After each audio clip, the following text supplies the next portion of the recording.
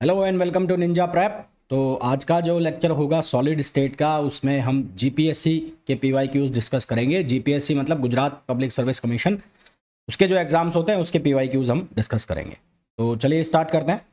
तो पहला जो क्वेश्चन है बहुत ही सिंपल सा चंपू सा क्वेश्चन है। क्वेश्चन में हमें बोला गया है effective mass of an electron, effective mass of an electron moving in a periodic lattice. Effective mass का फॉर्मूला पूछा है यार।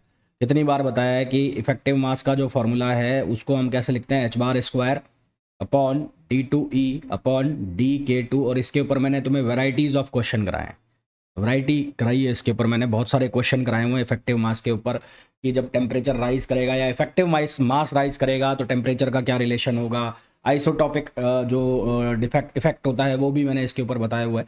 तो इसके ऊपर वैरायटी वाले क्वेश्चंस मैंने कराए हुए हैं, वो सारे के सारे आप लोगों के पास हैं, उनको देख जाना। उनसे बाहर तो मेरे हिसाब से क्या ही क्वेश्चन आएगा। नेक्स्ट क्वेश्चन पे आ जाओ। नेक्स्ट क्वेश्चन में बोला है if m small m and capital M are the masses of light and heavy atoms, then the forbidden frequency band of solid disappears at k is equals to plus minus pi upon 2a if। तो हमारे पास सबसे पहले तो phonon का जो dispersion relation है, phonon का है ना, तो डिस्पर्शन रिलेशन हम लिखते हैं जो फोनोन का डिस्पर्शन रिलेशन, वो मैं लिख लेता हूँ। तो डिस्पर्शन रिलेशन जो फोनोन के लिए हम लिखते हैं डाई एटॉमिक लैटिस के लिए, वो हम लिखते हैं omega square equals to c small m plus capital M और प्लस माइनस सी और अंडर रूट ये कितना होता है small m plus capital M square और ये होता है -4 साइन स्क्वायर के ए और over capital M small m।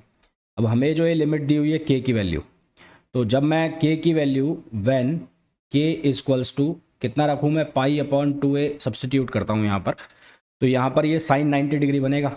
90 degree क्यों बनेगा कि ये बन जाएगा π/2, तो यहाँ से हमें ये मिलेगा साइन 90 डिग्री और ये वैल्यू हो जाएगी 1। दैट मीन्स कि ये हमारे पास रह जाएगा 4 capital M upon small m। तो ये जो अंदर की वैल्यू है, तो ये अंदर वाली वैल्यू यानी कि ये वाली वैल्यू, तो ये क्या बन जाएगी small m plus capital M square minus ये कितना रह जाएगा 4/कैपिटल M स्मॉल m। तो ये किसको अप्रोच करेगा, ये बन जाएगा, इसका स्क्वायर खोलोगे तो ये 2a भी बनेगा प्लस का, यहाँ -4, तो ये बन जाएगा 1/-m 1/स्मॉल m माइनस 1/कैपिटल M, इसका स्क्वायर बन जाएगा। यानी कि जब मैं इसको सॉल्व कर रहा हूँ तो हमारे पास ओमेगा स्क्वायर की जो वैल्यू बनेगी वो बनेगी c 1/स्मॉल m plus capital M। अब ये स्क्वायर रूट में चला जाएगा, स्क्वायर रूट हटाएंगे तो यहाँ से बन जाएगा प्लस माइनस सी और ये बन जाएगा 1/स्मॉल m माइनस 1/कैपिटल M। ठीक है, ये बनेगा।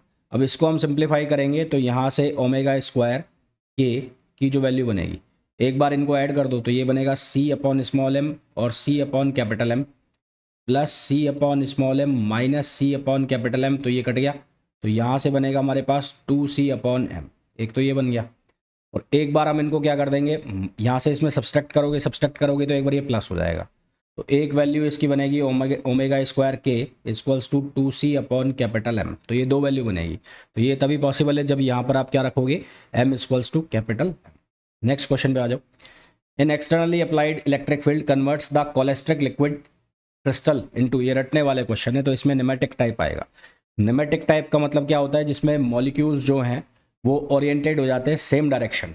ठीक है, oriented in the same general direction, definite vector known as director. ठीक है, तो यहाँ पर जो मॉलिक्यूल्स है अरेंज हो जाते हैं in same general direction, molecules arranged in same general direction, arranged in same general direction, general direction. अब ये रेक्टाफिकेशन वाले क्वेश्चन है, रट्टे मारने इनमें। ठीक है, तो इसका आंसर हमारे पास क्या आ जाएगा, ए आ जाएगा। नेक्स्ट क्वेश्चन पे आओ। The spacing of planes in crystal is 1.2 Armstrong, D की वैल्यू दी है और यहाँ सबसे पहले ब्रैग्स फार्मूला लगा देंगे। तो ब्रैग्स डायफ्रैक्शन का फार्मूला लगाओगे तो T2D sine theta equals to क्या लिखोगे, एन लैम्बडा। तो यहाँ 2D, डी की वैल्यू कितनी है 1.2 साइन 30 डिग्री, एंगल जो दिया है डायफ्रैक्शन एंगल 30 डिग्री और जो फर्स्ट ऑर्डर है तो एन की वैल्यू हो गई 1, तो लैम्बडा, तो यहाँ से 2 से 2 कैंसिल हो जाएगा तो लैम्बडा की वैल्यू आ जाएगी 1/2 आर्मस्ट्रॉन्ग। अब यहाँ से हम किसकी वैल्यू निकालेंगे, एनर्जी की, तो एनर्जी कितनी आ जाएगी Hc/लैम्बडा। तो h की वैल्यू हो गई कितनी 6.62, 6.62 इंटू 10⁻−34, 27 आर्ग में निकाल रहे हैं तो यहाँ से 27 लिखेंगे, ये गिवन भी है यहाँ पर, तो ये हो जाएगा 27। c की वैल्यू हो जाएगी 3 इंटू 10⁸, 3 इंटू 10⁸ मीटर पर सेकेंड है, उसको भी हमें कन्वर्ट करना पड़ेगा, तो सेंटीमीटर में कन्वर्ट कर लो उसको, तो यहाँ से ये कितना हो जाएगा 10⁻10। अच्छा, उसके बाद आर्मस्ट्रॉन्ग है, तो 1.2 आर्मस्ट्रॉन्ग जो है वो होता है 10⁻−10 होता है मीटर में, आर्मस्ट्रॉन्ग में है क्योंकि, तो इसको सेंटीमीटर में कन्वर्ट करना है, तो यहाँ पर ही हो जाएगा -8, तो यहाँ इसको आप क्या लिख दोगे -8 लिख दोगे। तो ओवरऑल जब इसको आप सॉल्व करोगे तो आपके पास जो आंसर आएगा वो आएगा 2.09 इंटू 10⁻−8 आर्क। तो ये आंसर के अकॉर्डिंग आपका आंसर आएगा, ये यहाँ पर ऑप्शंस गलत है, तो यहाँ पर मैंने इसको करेक्ट करके लिखा भी हुआ है, इसको एक बार कैलकुलेशन भी चेक कर लेना तुम। Next question, which of the following is not a property of reciprocal lattice. देखो ये जो हमें इसमें पूछा है कि कौन रेसिप्रोकल लैटिस की प्रॉपर्टी नहीं है, तो जो प्रॉपर्टी है उसको भी अपने नोट्स में लिख लेना, क्योंकि वो भी ऑब्जेक्टिव क्वेश्चन बन सकते हैं। जैसा कि every reciprocal lattice vector is perpendicular to lattice plane, बिल्कुल सही है ये। Direct lattice is reciprocal of its own reciprocal lattice, बिल्कुल सही है।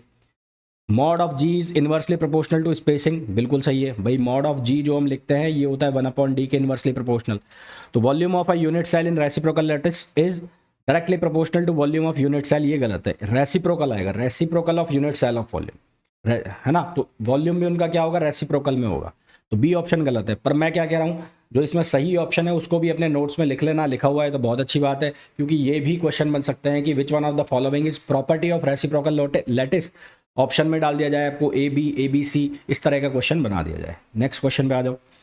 इन an orthorhombic crystal a lattice plane cuts intercept, intercept जो कट किए जा रहे हैं वो किए जा रहे हैं 3a -2b और 3c/2, ये इंटरसेप्ट कट किए जा रहे हैं। तो सबसे पहले तो इनको डिवाइड कर दो, तो 3a/a ये हो जाएगा -2b/b और ये हो जाएगा 3c/2, ये 2a2, तो यहाँ ये c से डिवाइड कर दिया, तो ये बच गया अपने पास 3, ये -2 और ये 3/2। अब इनका रेसिप्रोकल कर दो, रेसिप्रोकल करोगे तो ये आएगा 1/3, ये बनेगा -1/2 और ये बन जाएगा 2/3। अब फ्रैक्शन क्लियर करो, फ्रैक्शन क्लियर करोगे तो यहाँ से कितना बनेगा 2, ये बनेगा कितना -3 और ये कितना बन जाएगा 4। इसको आप कैसे लिख सकते हो, 2 3 बार और 4, तो हमारे पास जो करेक्ट आंसर आ जाएगा वो क्या आ जाएगा, ऑप्शन सी आ जाएगा। नेक्स्ट क्वेश्चन पे आ जाओ। The coordination number and nearest number of NaCl crystal, NaCl crystal जो है वो FCC की कैटेगरी में आता है, FCC, और NaCl का जो कोऑर्डिनेशन नंबर होता है, इसका कोऑर्डिनेशन नंबर होता है 6, कोऑर्डिनेशन नंबर होता है इसका 6, और नियरेस्ट नाइबर डिस्टेंस होती है a/√2, तो इसका सही आंसर आएगा बी, ये डी गलत दिया हुआ है। नेक्स्ट क्वेश्चन पे आ जाओ। Drude model electron transport because, Drude model के अंदर इलेक्ट्रॉन का जो ट्रांसपोर्टेशन होता है वो क्यों होता है, तो electron thermalised at local temperature to the least collision, तो इसका सही आंसर क्या आ जाएगा, बी आ जाएगा। नेक्स्ट क्वेश्चन पे आ जाओ। Optical frequency range which of the following polarizability is considered, तो ऑप्टिकल फ्रिक्वेंसी रेंज में कौन सी पोलराइजेबिलिटी कंसीडर होती है, तो इलेक्ट्रॉनिक पोलराइजेबिलिटी इसमें आंसर आएगा। इलेक्ट्रॉनिक पोलराइजेबिलिटी जो होती है वो होती है displacement of electron cloud, displacement of electron cloud relative to the nucleus, relative to the nucleus in atom और मॉलिक्यूल, जब उसको एक्सटर्नल मैग्नेटिक फील्ड में रखा जाता है। तो इसमें क्या आएगा, इसमें आंसर तो आ गया इलेक्ट्रॉनिक पोलराइजेबिलिटी। अब ये है क्या, it occurs due to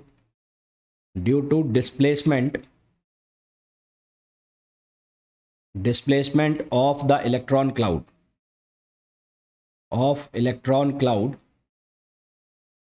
relative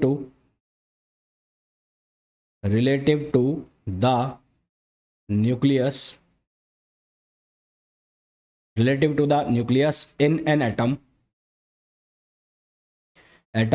or molecule, in an atom or molecule subjected to external electric field, ठीक है। तो सही आंसर हमारे पास क्या आ जाएगा, ए आ जाएगा। नेक्स्ट क्वेश्चन पे आ जाओ। characteristic of the covalent bond present in metallic structure is that they are delocalized. अब देखो covalent bond में तो जो इलेक्ट्रॉन्स हैं वो शेयर होते हैं, है ना, शेयर्ड इलेक्ट्रॉन, या आप बोल लो पेयर्ड इलेक्ट्रॉन। तो यहाँ पे तो पेयरिंग होती है, शेयरिंग होती है, जबकि मेटालिक स्ट्रक्चर के अंदर ये क्या हो जाते हैं, डीलोकलाइज्ड हो जाते हैं। तो जो करेक्टरिस्टिक ऑफ कोवेलेंट बॉन्ड है मेटालिक स्ट्रक्चर में, वो क्या होता है कि ये जो पेयर्स ऑफ इलेक्ट्रॉन है डीलोकलाइज्ड हो जाते हैं, यानी कि अलग अलग हो जाता है। नेक्स्ट क्वेश्चन पे आ जाओ। Which alloy exhibits type of superconductivity. तो अगर मैं सी की बात करूं तो ये होती है टाइप 2, मैं बी की बात करूं तो ये भी होता है टाइप 2, और अगर मैं इसकी बात करूं तो ये होता है टाइप 1। टाइप 1 का मतलब क्या होता है, जो जब एक्सटर्नल मैग्नेटिक फील्ड अप्लाई किया जाता है तो वो इंस्टेंटली फेरोमैग्नेटिक स्टेट से नॉर्मल स्टेट में आ जाते हैं, तो उसको बोलते हैं हम टाइप 1 सुपर कंडक्टिविटी। और जो एक्सटर्नल मैग्नेटिक इफेक्ट में भी अपनी फेरोमैग्नेटिक इफेक्ट को रिटेन करते हैं, उसको हम बोलते हैं टाइप 2 सेमीकंडक्टर। तो यहाँ पर हमें आंसर चाहिए टाइप 1 का, तो टाइप 1 आ जाएगा TaSi2। At low temperature the electrical resistivity, तो हमारे पास रेजिस्टिविटी का फॉर्मूला होता है rho T equals to rho naught plus AT⁴n। तो for most of the local material density increase करती है विद रेस्पेक्ट टू टेम्परेचर, और ये कैसे करती है, rho T is directly proportional to T⁴ और स्कैटरिंग जो हमारे पास इलेक्ट्रॉन फोनोन स्कैटरिंग है उस मॉडल के अकॉर्डिंग। तो यहाँ पर आंसर हमारे पास क्या आ जाएगा, T⁴ नेक्स्ट क्वेश्चन पे आ जाओ। The property of super conducting using in high speed train. High speed train में कौन सी प्रॉपर्टी यूज होती है सुपर कंडक्टर की, तो वो यूज होती है मैग्नेटिक लेविएशन। तो सही आंसर हमारे पास आ जाएगा C. Superconductivity is due to जो क्रिस्टल स्ट्रक्चर है उसका कोई भी एटॉमिक वाइब्रेशन नहीं होता। क्यों उसकी जो काइनेटिक एनर्जी है वो जीरो हो जाती है, एटॉमिक वाइब्रेशन नहीं होता एब्सोल्यूट जीरो पर, 0 केल्विन पर। तो सही आंसर हमारे पास क्या आ जाएगा, सी आ जाएगा।